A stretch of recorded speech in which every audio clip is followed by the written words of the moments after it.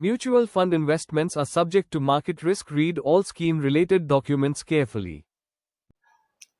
नमस्कार जी, मैं Rahul Dattawar Prasad as a financial advisor and mutual fund distributor, certified mutual fund distributor.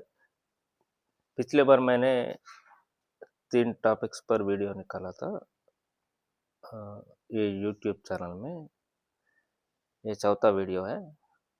पिछले बार हमने स्टॉक मार्केट और म्यूचुअल फंड का डिफरेंस क्या है उसके बारे में वीडियो निकाला है।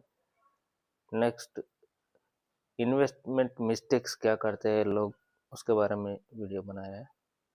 और तीसरा, हेल्थ इंश्योरेंस के बारे में भी वीडियो बनाया है। बहुत सारे मेरे क्लाइंट्स पूछ रहे थे कि सर जी ये टर्म इंश्योरेंस के बारे में भी एक वीडियो बनाओ, तो उनके ख्वाहिश पूरे करने के लिए आज मैं आपके सामने हूँ। तो ज़्यादातर लोगों का डाउट यही था कि कितने उम्र तक टर्म इंश्योरेंस को लेना है और कितना अमाउंट का लेना है। तो आज मैं हाजिर हूँ आपका डाउट्स पूरा क्लियर करने के लिए। ठीक है, ओके। तो पहले हम पहले ये टर्म इंश्योरेंस क्या होता है। जनरली बहुत सारे लोग लाइफ इंश्योरेंस करवाते रहते हैं। लाइफ इंश्योरेंस और टर्म इंश्योरेंस ये व्यत्यास क्या है, ये पहले जानकारी होनी चाहिए। लाइफ इंश्योरेंस बोले तो देखिए, जनरली कोई भी 20 साल का इंश्योरेंस किया हुआ एक बंदा, वो अगर 20 साल तक रुका मतलब है तो उसको एक अलग अमाउंट आता है। अगर बीच में उसको कुछ हो गया, वो नहीं रहा, तो एक दूसरा अमाउंट आता है। मतलब वो ऐसा बताया जाता है कि अगर आप ये जो मैच्योरिटी पीरियड के अंदर ही अगर कुछ लाइफ रिस्क होता है तो एक अमाउंट आता है, और अगर मैच्योरिटी कंप्लीट होने के बाद में एक अमाउंट आता है, वो है लाइफ इंश्योरेंस। अब टर्म इंश्योरेंस में ऐसा नहीं होता। टर्म इंश्योरेंस में क्या है, अगर वही 20 साल आप अगर रहे तो आपको कुछ नहीं मिलेगा। अगर 20 साल के अंदर कुछ हो गया, लाइफ रिस्क हो गया आपका, तो आपका डिपेंडेंट्स को वो सम इंश्योर्ड अमाउंट मिलेगा। ये है कॉन्सेप्ट। ठीक है ना। अभी टर्म इंश्योरेंस और लाइफ इंश्योरेंस के बारे में क्लैरिटी आ गया है। तो टर्म इंश्योरेंस लाइफ इंश्योरेंस से कैसा बेटर है। एक्चुअली बोला गया तो लाइफ इंश्योरेंस से प्योर टर्म इंश्योरेंस प्योर होता है, प्योर इंश्योरेंस होता है, वो लेना बहुत बेहतर है। Term insurance is most important and very best insurance policy. ये मैं किस लिए बोल रहा हूँ बोले तो, अगर आप लाइफ इंश्योरेंस के लिए जो प्रीमियम आप पे करते हो, उसमें से ऑलमोस्ट 60% से ही ज़्यादा सम एश्योर्ड का पॉलिसी हम टर्म इंश्योरेंस में ले सकते हैं। तो अभी हम 2 चीज़ों के बारे में डिस्कस करेंगे। पहला है कितने उम्र तक ये टर्म इंश्योरेंस लेना है, और दूसरा है कितना का लेना है। तो पहले हम कितने उम्र तक लेना है इसका डिस्कस करेंगे। मेरे को जितना तक नॉलेज है और मेरे आइडिया के हिसाब से हर एक आदमी जो इंश्योरेंस करवाता है टर्म इंश्योरेंस, उनका किड्स होते हैं ना, किड्स, यंगेस्ट किड मतलब बॉय हो या गर्ल हो, यंगेस्ट किड का उम्र 30 साल आए तक ही इंश्योरेंस लेना चाहिए। अभी देखिए आजकल 25 साल 30 साल में शादी हो गया अगर समझे तो उस बच्चे को 30 साल हुआ है तो तब तक पेरेंट का 60 टू 65 ईयर्स आप पकड़िए, 60 टू 65 ईयर्स का एज तक ही इंश्योरेंस लेना है। ठीक है, उससे ज़्यादा नहीं लेना है। कि मैं क्यों नहीं लेना है बोले तो आप बोल रहे कि 60-65 साल तक ही टर्म इंश्योरेंस लेना है, बच्चों का उम्र 30 साल तक ही लेना है, यंगेस्ट किड छोटा, तो इस ये लॉजिक किस लॉजिक के बेसिस पे बोल रहे आपको डाउट आएगा। तो मेरा मानना ये है एक चाइल्ड कोई भी 30 साल का उम्र आ गया इसका मतलब उसका एजुकेशन कंप्लीट हो गया है और नौकरी भी लग गया होगा और उसको इनकम भी आ रहा है। जब आपके फैमिली में यंगेस्ट किड को इनकम आने लग गया इसका मतलब फैमिली के आपके जितने भी चिल्ड्रन से आप सेटल्ड है। एक बार इनकम आने लग गया आपके फैमिली में तो आपको शायद उस पेरेंट का वो ब्रेड ब्रेड विनर जो होता है, जो फैमिली को पाल पोषण करता है इनकम कमा के, उनकी इंश्योरेंस के ऊपर डिपेंड होना जरूरी नहीं है, मेरा मानना है। उनका इंश्योरेंस का पैसों का जरूरत नहीं है।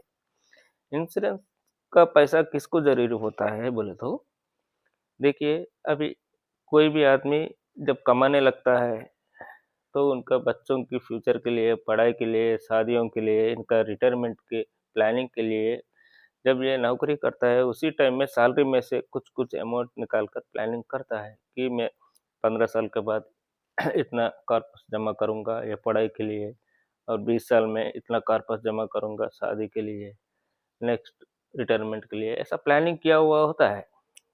लेकिन वो सब कब कर सकता है? तब जब तक वो रहे तो ही कर सकता है ना। मान लीजिए टर्म इंश्योरेंस किया हुआ आदमी अ, वो प्लानिंग ऐसा कर लेता है, मान लीजिए फॉर एग्जांपल बता रहा हूँ, दो किड्स है उनका एज है 5 ईयर्स 7 ईयर्स, ठीक है, उसका 13 ईयर्स 15 ईयर्स ग्रेजुएशन करवाने के लिए 50-50 लाख 1 करोड़ समझिए। दो बच्चों का शादी करवाने के लिए वो एक 1 करोड़ समझिए, उनका रिटायरमेंट प्लानिंग वो एक 1 करोड़ समझिए, पूरा मिला के 3 करोड़। अगर वो उनका सर्विस पूरा किया तो है, अगर वो रहे तो वो कर सकता है क्योंकि वो ऑलरेडी प्लानिंग करके इन्वेस्टमेंट चालू किया है। तो अगर कल ही कुछ रिस्क हो गया, इंश्योरेंस कोई भी लेता है तो वो ये सोच के लेना है कि आज मुझे कुछ हुआ तो कल मेरा फैमिली का क्या होगा, ये सोच के लेना चाहिए। अभी देखिए, वो 3 करोड़ का जो प्लानिंग किया है, जब तक तो वो रहे नहीं, सडनली उसका रिस्क हो गया, उनका इनकम रुक गया, रेस्पॉन्सिबिलिटीज रुक गए। अगर आप इंश्योरेंस करवाते हैं टर्म इंश्योरेंस का, वो इमीडिएट आपका जो डिपेंडेंस होता है उसको सहारा मिलता है। बच्चों के पढ़ाई के लिए बच्चों का नाम पे फिक्स कर सकते, उनके शादियों के लिए फिक्स कर सकते, बाकी का रिटायरमेंट के लिए एफडी करके मंथली मंथली इनकम ले सकते, लाइवलीहुड एक्सपेंसेस भी निकल जाते रहते, वो है। तो मेरा कहना का क्या है बोले तो अगर मान लीजिए वो लड़का जो 30 साल का उम्र का आया है फिर भी वो सेटल नहीं हो रहा है, इनकम भी नहीं है, अगर ज़्यादा उम्र तक का पेरेंट का इंश्योरेंस होता है तो उसके मन में कुछ गलत आइडियाज आने लगता है, समझिए ना। अ, सभी लोगों के ऐसा होता है नहीं बोल रहा हूँ, ज़्यादातर ऐसा होता है। वो भी रिस्क नहीं लेना है मतलब उसको एज 30 ईयर्स आने के बाद में वो इंश्योरेंस अपने नाम पे रहना ही नहीं। अगर रहेगा तो उनके नज़र में कुछ गलत आइडियाज आने लगते हैं। क्यों? क्योंकि वो तो सेटल हुआ नहीं, पढ़ाई किया, नौकरी नहीं मिल रहा, इनकम नहीं है, उनके साथी के सबको नौकरी मिल रहा है, कमा रहे हैं, इनका मन में लगता है कि मेरे को कुछ बड़ा अमाउंट रहे तो कुछ धंधा कर लूँगा, बिजनेस कर लूँगा, तो मन में कुछ गलत आइडियाज भी आ सकते हैं, वो रिस्क भी नहीं लेना है ऐसा। तो आप अगर 60 ईयर्स तक का सर्विस कर सकते हैं, जो भी अमाउंट कॉर्पस बिल्डअप करना है आप इन्वेस्टमेंट कर लीजिए, बच्चों की पढ़ाई वो तो हो गया है, मैरिजेस वो भी हो गया होगा 60 ईयर्स तक। बाकी का रिटायरमेंट प्लानिंग, एक बार रिटायरमेंट प्लानिंग कर लिया तो मंथली मंथली आपका जो लाइवलीहुड्स के लिए इनकम जनरेट कर लेते हो, मंथली मंथली फिक्स्ड इनकम जो है रिटायरमेंट के बाद में, वो आप जब तक रहेंगे आपको रहेंगे, आपके बाद में आपका स्पाउस को रहेगा। मतलब आपका स्पाउस को भी आपका इंश्योरेंस का पैसा जरूरी नहीं रहता, अगर आप 60-65 साल तक अगर रुके रहे सही तो। इसलिए 60 साल से 65 साल उससे ज्यादा नहीं लेना है। हो गया ना? अभी दूसरा, कितना का लेना है? कितना का लेना है बोले तो मैं आपको कैसा बताऊं? आपको एक एग्जांपल बताता हूँ। हमारे हैदराबाद सिटी में 2 साल पहले एक इंसिडेंट हुआ था। अभी वो कौन है कैसे है वो डिटेल्स में नहीं जाऊंगा, लेकिन एक 35 साल उम्र का लड़का, वो कुछ प्राइवेट कंपनी में मैनेजर था। उसका मंथली इनकम था 1,30,000 तक, लाइक 1,28,000 ऐसा, करीब 130 समझिए, 1,30,000 मंथली इनकम था उनका। उनको 2 बच्चे हैं, उसकी बूढ़ी माँ और उनकी वाइफ, ये लोग है। वो बंदा 1 करोड़ रुपए का इंश्योरेंस करवाया, टर्म इंश्योरेंस, ठीक है। और 6 महीने पहले एक घर भी लिया था लोन पे।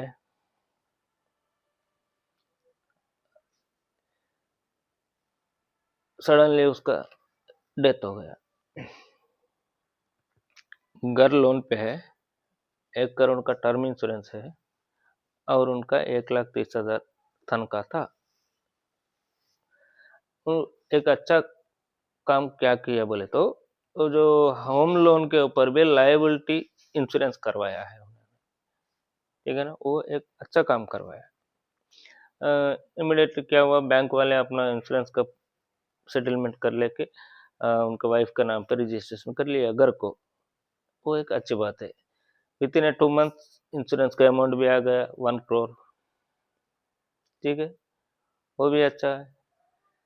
तुरंत उनकी वाइफ ने क्या किया है, वो 1 करोड़ रुपए को एफडी करवा के मंथली मंथली बैंक वालों ने 6% देने का बताया, मंथली इनकम 6% यानी मंथली 50,000, ठीक है ना। वो टीडीएस काटने के बाद मंथली 45,000 जो फिक्स्ड इनकम एवरी मंथ इनको मिलता था, जब तक ठीक है।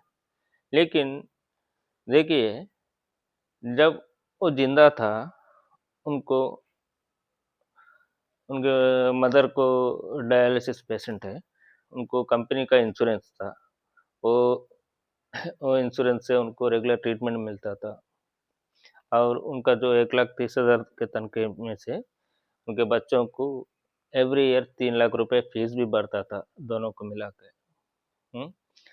अच्छा लग्जरियस मेंटेन करते थे। अभी क्या हुआ, सडनली इनकम रुक गया। अभी 45,000 में ही इनको उनका ट्रीटमेंट करवाना है, डायलिसिस पेशेंट का, बच्चों को पढ़ाई करवाना है, और लाइवलीहुड एक्सपेंसेस भी करना है, ठीक है। अभी उसने क्या किया, ये सारी चीज़ें थोड़ा तकलीफ हो रही थी, तो वो जो इनका खुद का घर है उसको 18,000 रुपये को किराए पे दिए है, और ये बाहर आके 8,000 में किराए पे रहे। उसमें एक 10,000 बचा लेके वो दोनों बच्चों को कॉन्वेंट जो स्कूल से निकाल के दूसरे स्कूल में डलवाया, क्योंकि आगे चलकर वो फीस भी बढ़ने लगते हैं, इसलिए पहले उनको निकाल के दूसरे स्कूल में डलवाए, और वही स्कूल में ये सपोर्टिंग स्टाफ में ज्वाइन होके गुजारा कर रहे। तो इस एग्जाम्पल से आपको क्या समझ में आ गया? 1 करोड़ का इंश्योरेंस भी है, और उनके घर के ऊपर भी इंश्योरेंस है, फिर भी उनका जो रेगुलर लाइफ स्टाइल चेंज हो गया है ना। तो इस एग्जाम्पल से आप सोचिए, एवरी पर्सन को कितना तक का इंश्योरेंस लेना है, किसी का 5 लाख सिटी से होता है, किसी का 10 लाख, 20 लाख। सभी लोगों का एक ही अमाउंट नहीं बता सकते हम। किसका लिविंग स्टाइल और लाइवलीहुड एक्सपेंडिचर अलग-अलग होता है, रिस्पॉन्सिबिलिटीज अलग-अलग होते हैं। उसके हिसाब से आज अगर आपको कुछ हुआ तो कल आपका डिपेंडेंट्स के लिए आप सपोर्ट होना चाहिए वो अमाउंट। कुछ भी चेंज नहीं होना चाहिए। आप लिविंग स्टाइल जैसा आज है वैसा ही रहना चाहिए। उसके लिए आपको कितना अमाउंट जरूरी है उतना लेना है। ठीक है। अभी कुछ लोग मैं देखते रहता हूँ 80 साल 85 90 ईयर्स तक भी इंश्योरेंस लेते रहते हैं। उतना जरूरी नहीं है। अभी आप देखिए 1 करोड़ का अगर 85 ईयर्स तक का इंश्योरेंस करवाते हैं ना, उसी प्रीमियम अमाउंट से 60 to 65 ईयर्स तक 1.5 करोड़ का कर सकते हो। 1 करोड़ का टर्म इंश्योरेंस बोले तो आप 1 करोड़ का क्या ऐसा सोच रहे हैं ना। ये जो 1 करोड़ का टर्म इंश्योरेंस का एक स्टोरी बताता हूँ, आप सुनिए। एक बंदा आज जो 1 करोड़ का इंश्योरेंस करवाने जा रहा है, समझिए आप। इनके पापा जब ये 30 साल पहले, जब इसका उम्र अभी 30 ईयर्स बोले तो वो पैदा हुआ था उसी टाइम में, इनके पापा 30 साल पहले 1 लाख का इंश्योरेंस करवाया था। समझ गए ना। 1 लाख रुपए का 30 साल पहले अगर इंश्योरेंस करवाता है तो दुनिया सब उसको ऐसा देखते थे, माँ शर्मा जी आप 1 लाख रुपए का इंश्योरेंस करवाया क्या? वो शर्मा जी बोलते थे हाँ मैं 1 लाख रुपए का इंश्योरेंस करवाया हूँ। अगर मुझे कुछ भी हुआ तो मेरा फैमिली सब आराम से वो 1 लाख रुपए का जो पैसा आता है उससे जी ले सकते हैं। और मैं मेरा रिटायरमेंट के बाद तक वो पैसा मिलेगा 1 लाख रुपए, तो मैं उसको फिक्स्ड भी करवाता हूँ एफडी। तो मुझे हर महीना 1200 रुपये, मतलब वो 18% जब बैंक इंटरेस्ट था तो 1200 रुपये आएंगे।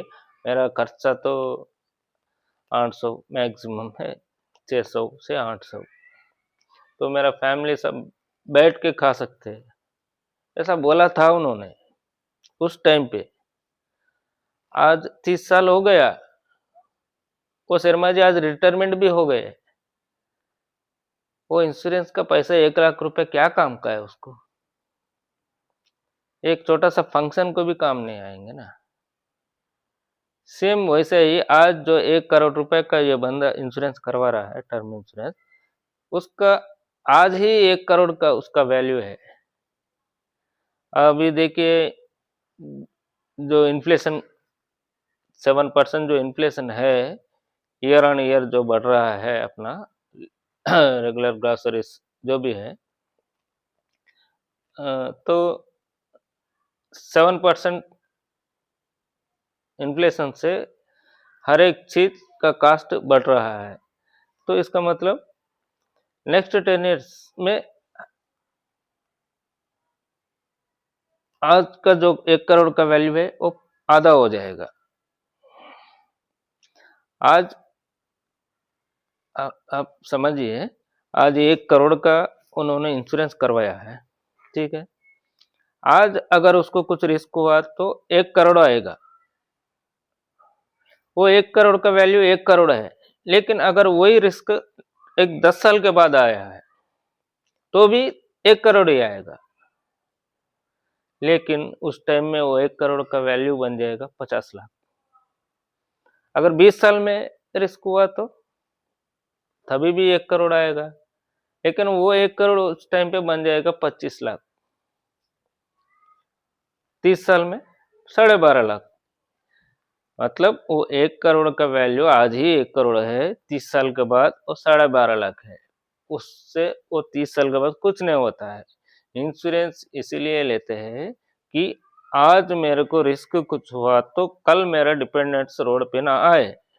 आज जैसा मैं मेरा फैमिली जी रहे हैं सेम वैसा ही मेरा नहीं रहने पर भी वो लोग जी सके, वैसा आपको उसके हिसाब से कितना अमाउंट का लेना है आप कैलकुलेशन करिए। अगर आपको समझ में नहीं आता है तो एक अच्छा फाइनेंशियल प्लानर को एडवाइस लीजिए। एक आदमी कितना का इंश्योरेंस करवाना है, कितना अमाउंट का, ये सभी को मैं एक ही अमाउंट नहीं बता सकता हूँ, क्योंकि हर एक का कमाई अलग अलग होता है, हर एक का खर्चा अलग अलग होता है, हर एक का फैमिली रिस्पॉन्सिबिलिटीज अलग अलग होता है। इसीलिए उनका सारे चीज़ों को स्टडी करके बताना पड़ेगा कि कितना का लेना है। तो ये ऐसा नहीं कि डॉलर टैबलेट जैसा नहीं है, सारे किसी को भी काम आ जाए। हर एक बंदे का अलग अलग सिलेबस होता है, अलग अलग लिविंग स्टाइल होता है, लाइफ स्टाइल होता है, रेस्पॉन्सिबिलिटीज होता है। ठीक है, तो कितना का कब तक लेना है बोले तो बता दिया हूँ। Every person should take term insurance till 60 years to 65 years max. And उसके बाद में कितना लेना है, कितना का लेना है, वो तो मैं बता दिया हूँ। वो एक फिक्स्ड अमाउंट नहीं होता है। वो किसी का 1 करोड़ हो सकता है, किसी का 50 लाख हो सकता है, किसी का 3 करोड़ हो सकता है। अपना डिफरेंट डिफरेंट एस्पेक्ट्स होता है, और सब देख के करना पड़ता है। अगर आपको आप में से किसी को फाइनेंशियल प्लानिंग लेना है, इंश्योरेंस का एडवाइस लेना है, तो हमें संपर्क कर सकते हैं। हम मेरा एड्रेस है गुजरात स्टेट भरूच मंगल तीर्थ सोसाइटी में रहता हूँ। नीचे मेरा नंबर दिया गया है, हमें संपर्क कर सकते हैं। नमस्कार।